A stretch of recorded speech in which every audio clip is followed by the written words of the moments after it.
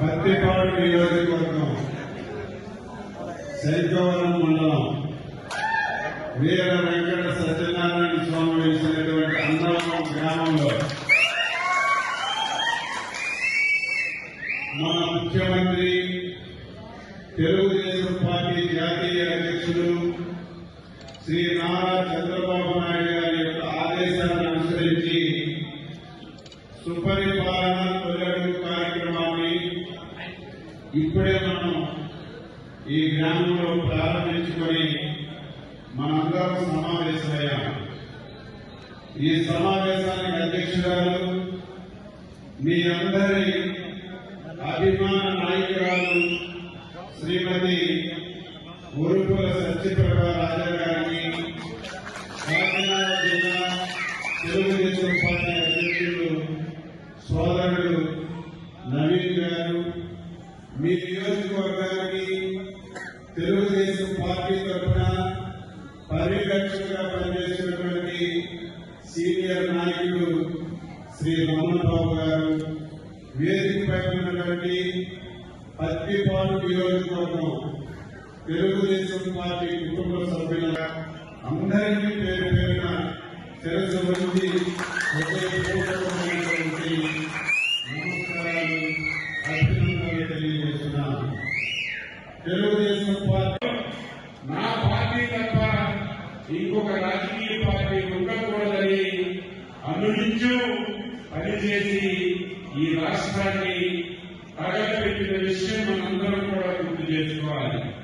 5 సంవత్సరాల్లో ఎక్కువ నష్టపోయినటువంటి పార్టీ మన పార్టీ, మన కార్యకర్తలు చెప్పి తెలియజేస్తున్నాను. ఎప్పుడైతే తెలుగుదేశం పార్టీ చాలా బలమైనటువంటి పార్టీ, ఈ దేశంలో తెలుగుదేశం పార్టీ ఉన్నటువంటి కేడర్ కానీ నాయకులు కానీ ఏ రాజకీయ పార్టీకి లేవు. ఈ పార్టీకి ఇబ్బంది పెట్టాలంటే, ఈ పార్టీ లేకుండా చేయాలంటే ఆశామాష కాదని మనకి అడుగులు వేస్తే బయటికి రాకుండా చేశారు. మాట్లాడితే కేసులు పెట్టారు, ఆస్తులు తీసుకున్నారు. ఎన్ని అవసరాలు గురి చేశారో నేను మీకు చెప్పవలసిన అవసరం లేదు. అందులో బాధ్యత 5 సంవత్సరాలు పూర్తయింది. ఈ 42 సంవత్సరాల్లో చాలా సార్లు మన అధికారంలో ఉన్నాం, చాలా సార్లు ప్రతిపక్షంలో ఉన్నాం. కానీ ఇప్పుడు ప్రజల పక్షాన్ని మనం పనిచేసే విషయం ప్రతి ఒక్కరూ కూడా గుర్తుపెట్టుకోవాలి. అధికారం ఉంటే అధికారాన్ని ఉపయోగించి ప్రజలకు పనులు చేయాలి. ప్రతిపక్షంలో ఉంటే ప్రజల పక్షాన పోరాటం చేసి ప్రజల సమస్యలు ప్రభుత్వం దృష్టికి తీసుకొచ్చి పరిష్కరించే కార్యక్రమం మనం చేశాం. కానీ దురదృష్టవశాత్తు మొట్టమొదటిసారి 2019వ సంవత్సరంలో ఒక్క అవకాశం అని చెప్పి ఒక దుర్మార్గమైన వ్యక్తి ఈ రాష్ట్రానికి ముఖ్యమంత్రిగా వచ్చాడు. నేను తప్పు పట్టడం లేదు. ముఖ్యమంత్రి అంటే రాష్ట్రం యొక్క అభివృద్ధి గురించి పనిచేయాలి, రాష్ట్రంలో అన్ని వర్గాల శ్రేయస్సు గురించి. కానీ చాలా ఇబ్బందులు ఉన్నాయి, మీకు తెలియకపోవచ్చు. చంద్రబాబు నాయుడు గారికి చేయాలని తపన ఉంది, సహాయపడాలని ఆలోచన ఉంది. కానీ చేతులు చిల్లి నమ్మకూడదు. ఎంత దుర్మార్గం తెలుసా? పథకాలు ఇవ్వకపోతే ఇవ్వలేదని ప్రచారం చేస్తారు. పథకాలు ఇవ్వడానికి ఎక్కడి నుంచే అప్పులు తేవాలని ప్రయత్నం చేస్తే వాళ్ళందరికీ లేఖలు రాస్తారు. ఆంధ్రాకి అప్పు ఇవ్వద్దు, ఆంధ్రాకి ఎట్టి పరిస్థితుల్లో మీరు ఒక్క పైసా ఇవ్వద్దని ప్రతి ఒక్కరికి మెయిల్లు లేఖలు పెట్టి డబ్బు రాకుండా చేస్తారు. చూడండి, పథకాలు ఇవ్వకపోతే ఇవ్వలేదంటారు, పథకాలు ఇవ్వడానికి డబ్బు తీసుకొస్తే డబ్బు ఇవ్వద్దని వాళ్ళతో. అంటే ఎవరికి? ఒక క్రిమినల్కి ఇటువంటి ఆలోచనలు ఉంటారు. ఒక క్రిమినల్కి ఇటువంటి ఆలోచనలు ఉండేటప్పుడు మనందరం అప్రమత్తంగా ఉండాలి. ఈ సంవత్సరంలో ఇదేవో పథకాలు ఇచ్చినంత మాత్రాన, సంక్షేమం అందించినంత మాత్రాన ఈ రాష్ట్రం బాగుపడదు. అభివృద్ధి కూడా చేయాలి. 5 సంవత్సరాల రోడ్లు ఎలా ఉన్నాయో తెలుసు కదా. ఏ రోడ్డు దగ్గరికైనా రోడ్డు కనబడిందా, బిల్డింగ్ కనబడ్డాయి. ఈ రాష్ట్రంలో ఒక సంవత్సరంలో 4,000 కోట్లు ఖర్చు పెట్టి మొత్తం రోడ్డు చేశారు. మీ ఎమ్మెల్యే గారి సహాయంతో. ఇదేదో నాకు నష్టం కాదు, ఈ రాష్ట్రానికి నష్టం జరుగుతుంది. ఈరోజు చంద్రబాబు నాయుడు గారు దేశాలు విదేశాలు వెళ్ళి మీరు రండి పెట్టుబడి పెట్టండి, ప్రతి ఒక్కరూ ఒకటే మాట్లాడుతున్నారు. మీ రాష్ట్రంలో ఒక పెద్ద పోత ఉంది, మీరు రోమన్ అంటున్నారు. ఇదే మాట 10 రూపాయలు పెట్టుబడి పెట్టడానికి పిలిచినా సరే మేము రాము, ఈ రాష్ట్రంలో పెద్ద పోత ఉందని. కానీ చంద్రబాబు నాయుడు గారు ఈసారి ఆంధ్రప్రదేశ్ మీద నమ్మకం విశ్వాసంతో ఒక మాట వాళ్ళకి చెప్తున్నారు, మీకేమీ భయం లేదు, మీరు రండి, ఆ భూతాన్ని 1000 అడుగులు పొయ్యి తవ్వి అందులో కూర్చి మట్టి కట్టేస్తాం, మీకు భయం లేదని ధైర్యంగా ఈరోజు వాళ్ళకి చెప్తున్నారు. దేనికి? మీ మీద నమ్మకం విశ్వాసం.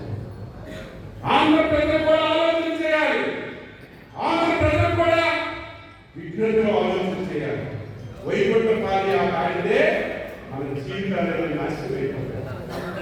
2014-19లో ఈ రాష్ట్రం దేశంలోనే అగ్రగామిగా తయారు చేశాం. ఒక్క అవకాశం అని చెప్పి, తండ్రి లేదని చెప్పి తలకాయ మీద ముద్దులు పెడితే చంద్రబాబు నాయుడు వాడుకుంటారు. ఈ 5 సంవత్సరాలు మొత్తం వ్యవస్థలన్నీ నాశనం చేసి ఆంధ్రాని 25 సంవత్సరాలు మళ్ళీ గెలిచాం. ఇటుకు మేము ఇటు పెడతాం, ఈ రాష్ట్రాన్ని అభివృద్ధి చేస్తాం, అందరినీ పిలుస్తాం. మళ్ళీ ఎలక్షన్ వస్తే వైకుంఠ పాదాలు తెలుసు కదా, పాము దగ్గర ఉంది, పలవారికి పాము రోడ్లు పెట్టి మళ్ళీ పాము దగ్గరికి వస్తాం. ఈసారి అటువంటి ఆట మనం ఆడితే నాకేం నష్టం? నేను 6 సార్లు ఎమ్మెల్యే అయ్యాను, చంద్రబాబు నాయుడు 4 సార్లు ముఖ్యమంత్రి అయ్యారు.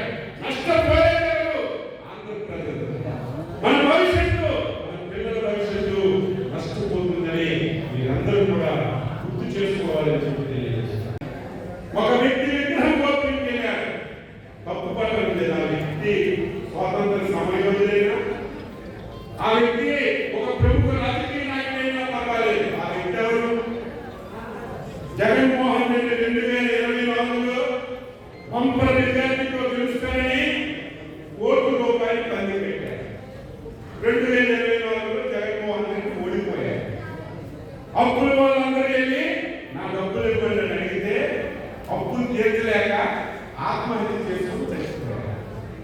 అది కూడా ఇప్పుడు అప్పటికి చంద్రబాబు నాయుడు ముఖ్యమంత్రి కాలేదు, ఆపత్కాల ముఖ్యమంత్రిగా ఆ వ్యక్తే ఉన్నాడు. చచ్చిపోయిన సంవత్సరం తర్వాత పలకని మంత్రి వెళ్ళారు, వెళ్ళి పెద్ద ర్యాలీగా వెళ్ళారు. ర్యాలీగా వెళ్ళేటప్పుడు ఆయన ప్రయాణిస్తున్న కారు కింద ఒక దళిత వ్యక్తి, వైసీపీకి చెందిన వ్యక్తి ఆ ఖైదు కింద పడి చనిపోయారు. చనిపోతే పక్కన తీసి తుప్పల్లో పడి ముందుకెళ్ళిపోయారు. ఆయన మనిషి మానవత్వంగా మీరు ఎవరైనా సరే, పేదవాడైనా అమాయకుడైనా రోడ్డు వెళ్ళుకుంటే, ఎవరైనా సైకిల్ మీద మోటార్ సైకిల్ మీద పడి దెబ్బలు తగిలితే ఆయన అడుగుతారా లేదా? మీకు శాఖనైతే అంబులెన్స్ పిలుస్తారా లేదా? ఒకవేళ ఎదురు లేకపోతే మీ కారులో వాహనంలో ఎక్కించి హాస్పిటల్కి పంపిస్తారు. ఇది మానవ సహజం, మనుషులు మానవ సహజం. కానీ దుర్మార్గమైన వ్యక్తి ఆయన కారు కింద ఆయన కార్యకర్తే పడి చనిపోతే సాయంత్రం వరకు పట్టించుకోలేదు. మనకెవరికి తెలియదు. 3 రోజుల తర్వాత వీడియోలు బయటకు వస్తే మనం అప్పుడు ఈ బండారంతా బయట. అంటే ఎంత జాగ్రత్తగా ఉండాలో మీకు అందరికీ తెలియజేస్తున్నాను. మళ్ళీ 10 రోజుల తర్వాత చిత్తూరు జిల్లా మామిడి రైతులు సహకరించారు. మామిడి రైతుల సమస్య ఉంది. గత సంవత్సరం 2.5 లక్షలు మెట్రిక్ టన్నులు మామిడి పండింది. ఈ సంవత్సరం పంపర్ క్రాప్ వచ్చింది 8 లక్షలు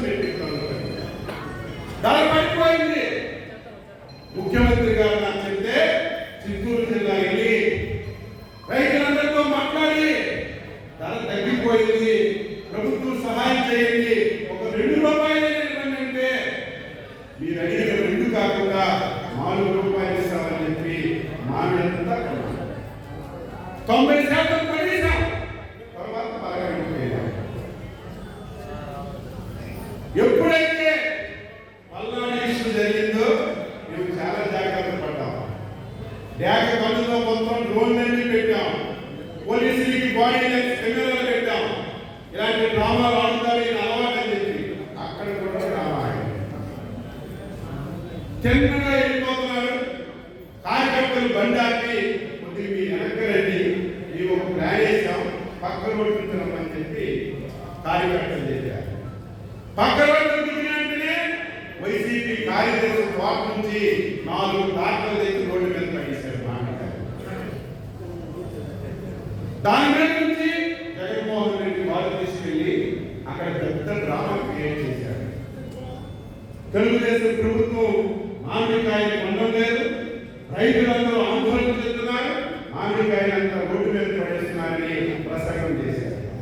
వెంటనే కెమెరాలన్నీ డ్రోన్లన్నీ చూస్తే ఈయన బండారు ముందుకు వెళ్ళాడు, వెనక్కి వచ్చాడు, తోటలో నుంచి సేమలాగా ట్రాక్టర్ వచ్చి అక్కడ పడేశారు. అంటే ప్రజల్లో ఎంత అబద్ధాన్ని ప్రచారం చేయాలని ప్రయత్నం చేస్తున్నాడు, మనందరం కూడా ఆలోచన చేయాలని తెలియజేస్తున్నాను. తెలుగులో ఫాస్టెస్ట్ న్యూస్ యాప్ ఇప్పుడు కొత్త అవతారంలో 5 సెకండ్లోనే పూర్తి వార్తా సమాచారం మీ చేతిలో. సోషల్ మీడియా ట్రెండ్స్ మీ కళ్ళ ముందుకే live TV and voice search ఆప్షన్స్తో ఇప్పుడే డౌన్లోడ్ చేయండి. యాప్ లింక్ డిస్క్రిప్షన్లో ఉంది.